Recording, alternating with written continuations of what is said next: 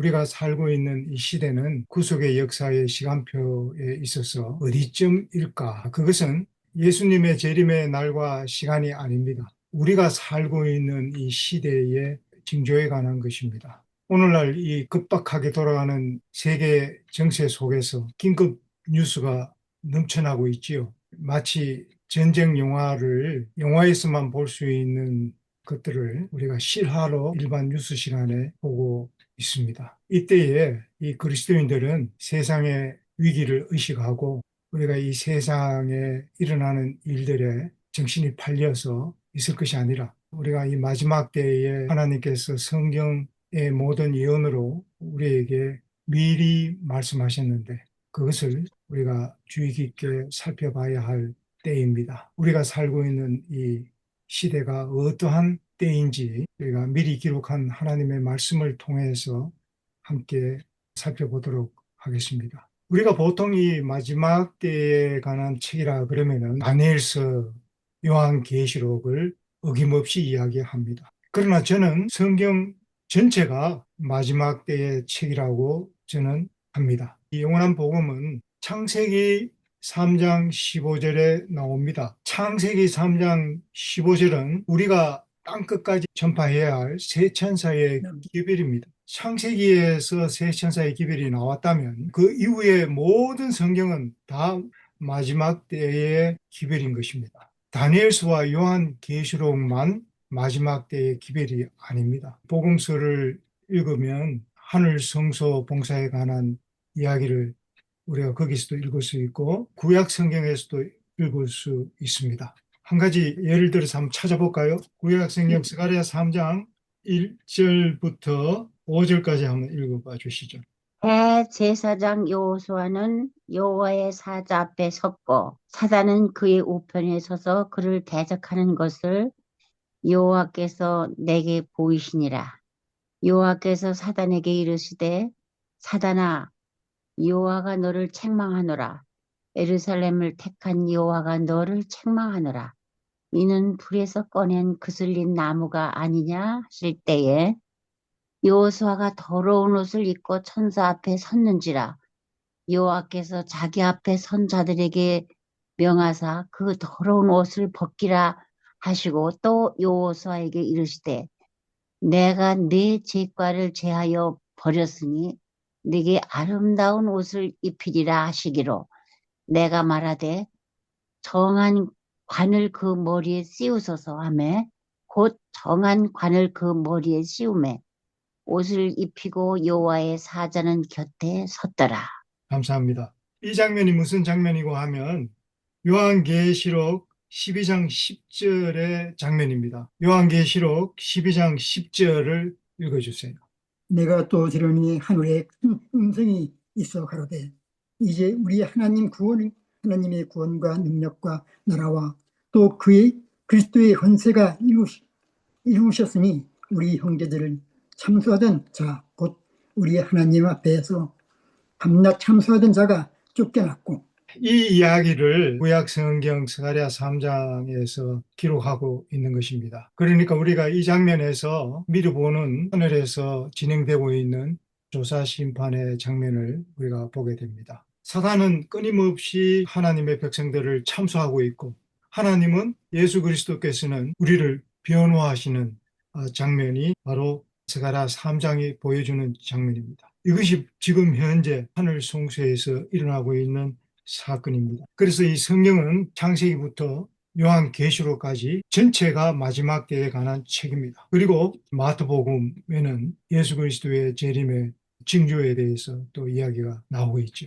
이 성경 전체는 미리 기록한 마지막 때의 책입니다. 그래서 우리는 창세기부터 요한계시록까지 부지런히 성경을 읽고 연구를 해야 합니다. 창세기 3장 아담이 범죄한 이후부터 영원한 복음이 전파되고 기원전 6세기에는 하나님께서 다니엘을 통해서 또 마지막 때의 기별을 잘 요약 정리해서 반복해 주십니다. 그리고 1세기 말엽에 요한계시록을 사도 요한을 통해서 저희들에게 남겨주셨습니다. 예수님께서 예루살렘 멸망을 예언하실 때 그 이야기가 바로 마태복음 24장에 나오죠. 예수님께서 예루살렘 멸망을 어떻게 예언하셨는지 마태복음 24장 2절을 한번 읽어주시기 바랍니다. 대답하여 가라사대 너희가 이 모든 것을 보지 못하였느냐?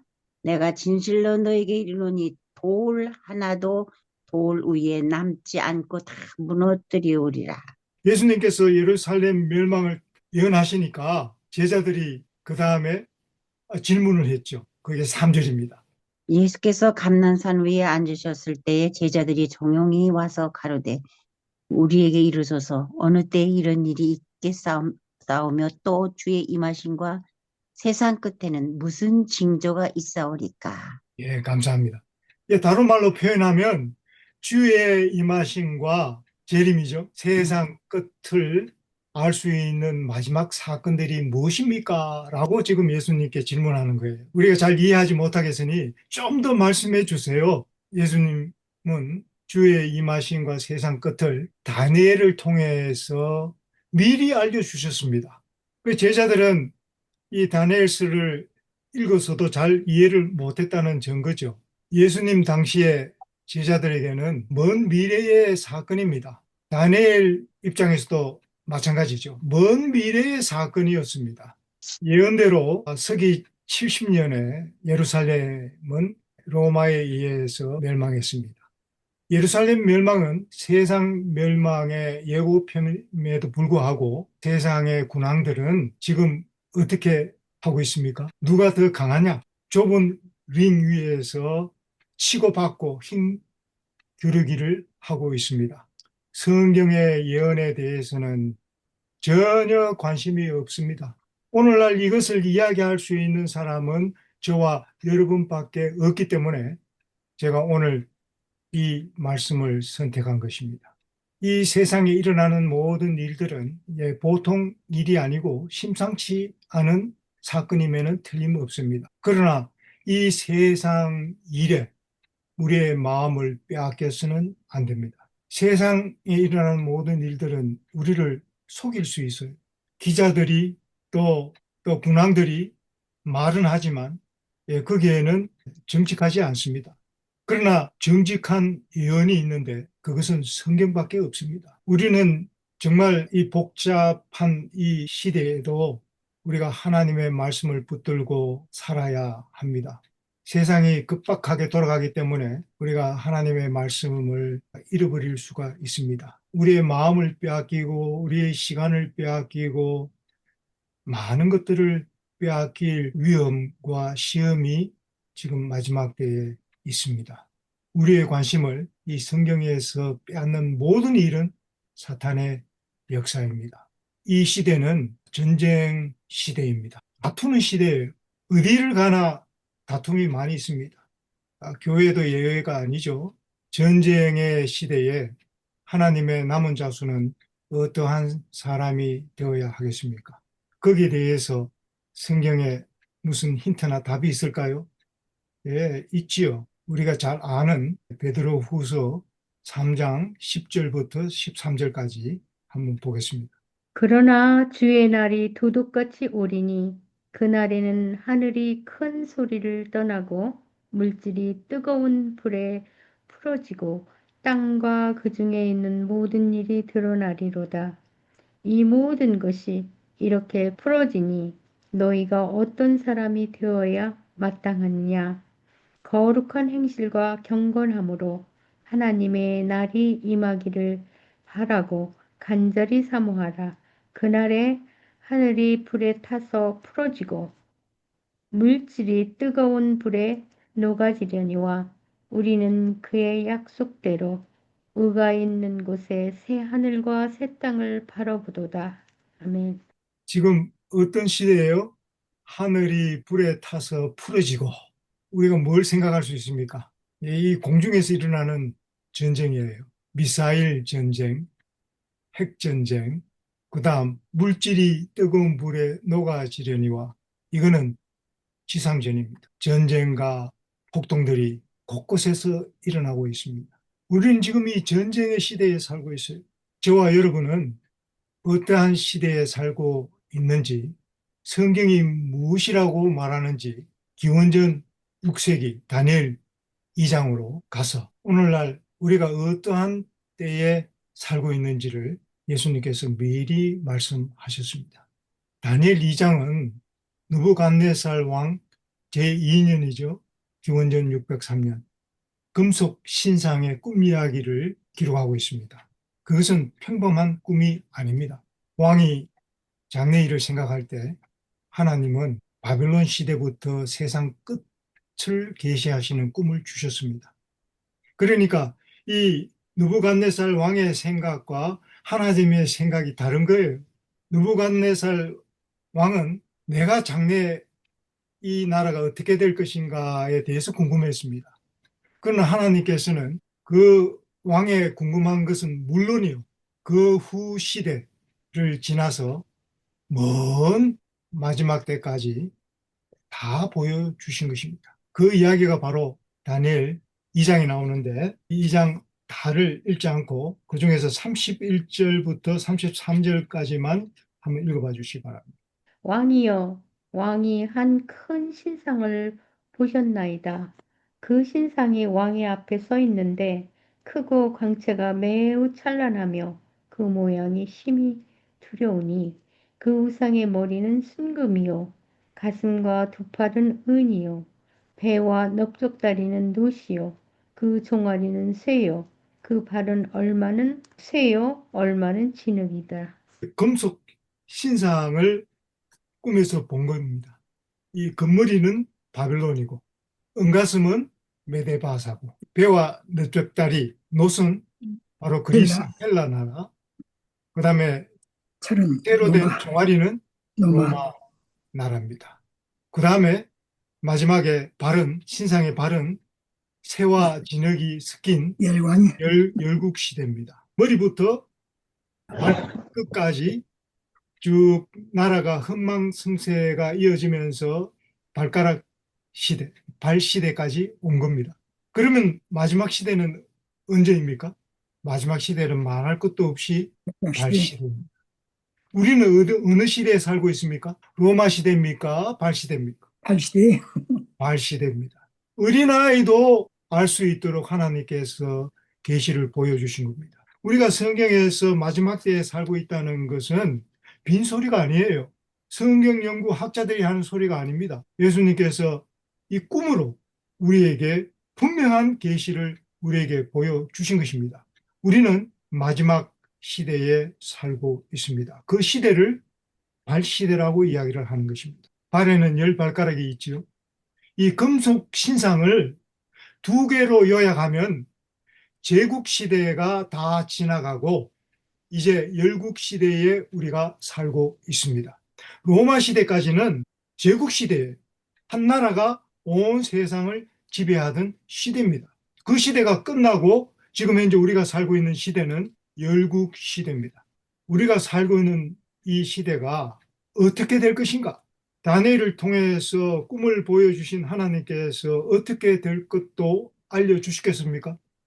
예, 당연히 알려주셨죠. 다니엘 2장 34절, 35절 이어지는 말씀입니다. 또 왕이 보신즉 사람의 손으로 하지 아니하고 떼인 돌이 신상과 철과 진흙과 발을 쳐서 부서뜨리매 때에 철과 진흙과 놋과 은과 금이 다 부서져서 여름 타작마당에 개와 같이 되어 바람에 불려 단 곳이 없었고 우상을 친 돌들은 태산을 이루어 온 세계에 가득하였나이다. 감사합니다. 자, 여기 보니까 손대지 아니한 돌이 나와서 그랬습니다. 나중에 설명하겠습니다. 돌이 어떻게 세상을 멸망시키겠습니까? 돌은 돌이에요. 돌이 세상을 멸망시킬 수 없습니다. 돌은 무너질 수는 있어도 세상을 멸망시킬 수 없습니다. 돌이 어떻게 바벨론을 멸망시켰다는 역사 기록이나 전해오는 이야기가 있습니까? 전혀 없습니다. 그런데 성경은 손대지 아니한 돌이 나와서 신상을 쳐서 다 멸망시켰다고 예언하고 있는 것입니다. 도대체 이 돌의 정체는 무엇인가? 돌이 아님을 우리가 짐작할 수 있겠죠. 바벨론을 멸망시킨 나라는 돌이 아니라 고레스 왕의 나라 메데 바사입니다. 페르시아 제국입니다. 메데와 바사는 형제국이죠. 고레스가 형제국 메데를 정복하고 합친 것입니다. 그래서 메데 바사가 페르시아가 되죠. 바벨론을 멸망시킨 것은 돌이 아니라 바로 페르시아 제국이었습니다. 고레스가 바벨론을 멸망시켰습니다. 그렇다면 이 돌은 누구를 상징하는 것일까요? 바벨론은 그 신상에서 그 머리를 상징했습니다. 그런데 바벨론을 멸망시킨 이 고레스는 바벨론은 느부갓네살 왕을 또 상징했지요. 바벨론을 멸망시킨 왕 고레스는 누구를 상징합니까? 금머리 다음에 은이잖아요. 은가슴, 나라를 상징한 것입니다. 그러면 돌이 아닌 것을 짐작할 수 있겠죠. 마찬가지로 이 페르시아 제국을 멸망시킨 나라는 돌이 아니고 뭐예요? 헬라 제국입니다. 그리스 제국입니다. 또 그리스 제국을 멸망시킨 나라는 돌이 아니고 로마 제국입니다. 그런데 성경은 뭐라고 이야기하고 있습니까? 손대지 아니한 돌이 나와서 마지막 때에 그렇습니다. 신상의 새와 진흙의 발을 쳐서 부스러뜨림에 그랬습니다. 왜 신상의 새와 진흙의 발을 쳐서 부스러뜨렸을까요? 이 제국시대는 다 지나갔어요. 이미 다 멸망했습니다. 그렇기 때문에 남아있는 나라는 뭐밖에 없어요? 발나라밖에 없는 것입니다. 하나님께서 바빌론 시대로부터 이 세상 마지막 때까지 이 세상의 흥망성쇠를 예언하신 것입니다. 로마 시대까지는 다 지나갔으니까 남아있는 이 열국 시대에 날라와서 그 발을 친 것입니다. 이 신상의 발에는 새와 진흙이 섞여 있어요. 여러분 잘 이해가 되십니까? 이해가 안 되시죠? 그래서 다니엘 7장의 예언이 주어진 것입니다. 다니엘 7장이 없다면 다니엘 2장은 완전히 이해될 수가 없습니다. 이 다니엘 7장은 바로 신상의 새와 진흙의 발을 설명하기 위해서 있는 것입니다. 또 다니엘 8장은 다니엘 7장을 위해서 또 있는 것입니다. 그래서 신상의 새와 진흙의 발은 다니엘 7장과 8장을 통해서 분명하고 확실하게 알 수 있습니다. 다니엘 7장 20절입니다. 또 그것이 머리에는 10뿔이 있고 그 외에 또 다른 뿔이 나오매 3뿔이 그 앞에서 빠졌으며 그 뿔에는 눈도 있고 큰 말하는 입도 있고 그 모양이 동류보다 강하여 보인 것이라. 로마 마지막 제국이었던 이 로마는 철나라, 쇠나라였습니다. 아주 단단한 나라였습니다. 그런데 쇠가 없어져야 되는데 모든 금나라는 없어지고 은이 되었고 은나라도 없어지고 동이 되었고 노이 되었고 그 다음에 논나라도 없어지고 철이 되었는데 철나라도 없어지고 진흙만 남아야 되는데 이 발에는 뭐가 섞였어요? 진흙과 쇠가 섞였어요. 이것을 설명해 주는 것이 다니엘 7장입니다. 금방 다니엘 7장 20절을 읽어주신 대로 무서운 짐승의 10뿔과 3뿔을 뽑은 다른 뿔, 이 비밀이 이제 8장에서 또 공개되는 것입니다. 도대체 이 정체가 무엇인가?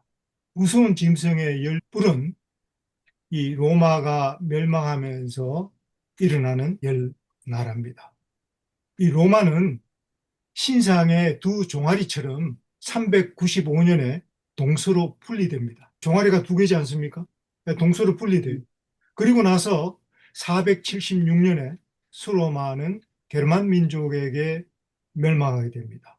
이것이 바로 로마 시대의 끝입니다. 그런데 게르만 민족이 활약하는 이 중세 사회가 바로 열불 시대인 것입니다. 10나라로 갈라진 것입니다. 세계사에서 게르만 민족의 이동으로 말미암아 수로마가 멸망하고 10나라로 갈라지면서 열불 시대가 된 거예요. 그런데 다니엘 7장 20절에서 읽으신 대로 무서운 짐승의 10뿔과 3뿔을 뽑은 다른 뿔이 거기에 기록되어 있는 것입니다. 이 다른 뿔은 다니엘 8장에서 또 이렇게 설명합니다. 다니엘 8장 9절입니다. 그 중 한 뿔에서 또 작은 뿔 하나가 나서 남편과 동편과 또 영화로운 땅을 향하여 심히 커지더니 그 뿔을 어떻게 설명했어요? 그 중 한 뿔에서 또 작은 뿔 뿔 하나가 하나가 나서 나서, 작은 뿔 하나가 나서, 이 다른 뿔, 그 다음에 또 하나, 열 뿔, 열 뿔 그 후에 또 하나를 뭐라고 이야기합니까? 작은 뿔. 그래서 이 성경은 앞에 설명한 것을 뒤에 더 자세하게 설명을 해 줍니다. 그래서 성경은 통독을 해야 합니다. 성경은 전부 다 이렇게 연결되어 있어요. 서로 설명해 주고 이해할 수 있도록 오류에 빠지지 않도록 그렇게 성경이 구성되어 있습니다. 이것이 바로 성경 연구입니다. 다니엘 7장 24절. 그 열 뿔이 나라에서 일어날 열왕이요 그 후에 또 하나가 일어나리니 먼저 있는 자들과 다르고 또 새 왕을 복종시킬 것이냐. 다니엘 7장 20절에서 다른 뿔이 다니엘 7장 24절에서 그 열 뿔 후에 또 하나를 이야기했는데 그 하나가 다니엘 8장 9절에서 그 중 한 뿔에서 또 작은 뿔 하나가 나서로 설명하고 있는 것입니다. 이것이 이렇게 연결되는 거예요. 다니엘 7장 20절과 24절과 마침내 다니엘 8장 9절에서 작은 뿔의 정체를 밝히는 것입니다. 다니엘 7장 24절에서 열 뿔 후에 일어날 또 하나의 정체는 그는 먼저 있던 자들과 다르고 또 새 왕을 복종시킬 우리 다른 뿔과 달라요. 그렇게 설명하고 있죠. 다니엘 7장 24절에서 그렇게 설명하고 있습니다.